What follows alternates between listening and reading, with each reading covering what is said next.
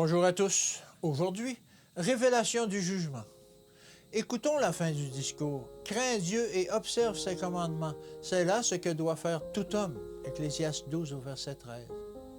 Au jour où chacun sera rétribué selon ses œuvres, comment les transgresseurs se percevront-ils pendant les quelques instants où il leur sera permis de voir le registre de leur vie, tel qu'ils ont choisi de la mener, sans considération pour la loi, qui pendant l'éternité gouverna l'univers?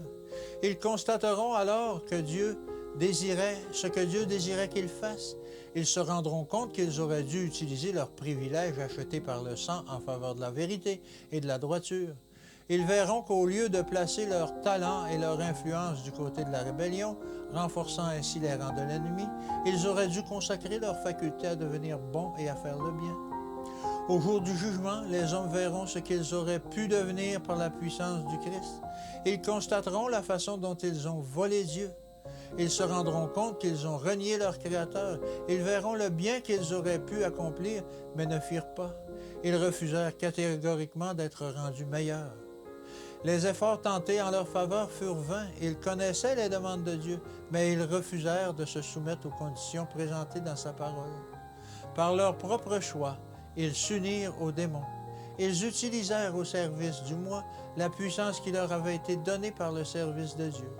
Ils firent du moi leur Dieu, refusant de se soumettre à toute autorité. Ils s'abusèrent et devinrent indignes aux yeux de Dieu. Au jour du jugement, tout ceci est dévoilé aux impénitents. Une scène après l'autre passe devant leurs yeux, aussi clairement qu'à la lumière du plein midi. Ils voient tout ce qui aurait pu être s'ils avaient collaboré avec Dieu au lieu de s'opposer à lui. Le tableau ne peut être changé, leur cas est pour toujours tranché, ils doivent périr avec ceux dont ils ont imité l'exemple et les travaux. Un éclair de lumière jaillira pour toutes les âmes perdues.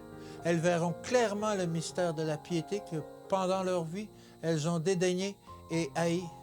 Et les anges déchus, doués d'une plus grande intelligence que l'homme, se rendront compte de ce qu'ils ont fait en utilisant leur pouvoir pour entraîner les êtres humains à choisir les tromperies et les mensonges.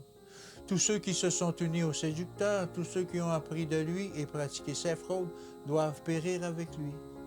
Le Seigneur Jésus les considère avec pitié et dit « Retirez-vous ». C'est alors que l'on comprendra les chapitres 3 et 4 de Zacharie. Que Dieu vous bénisse et qu'il vous garde, et je vous dis à demain.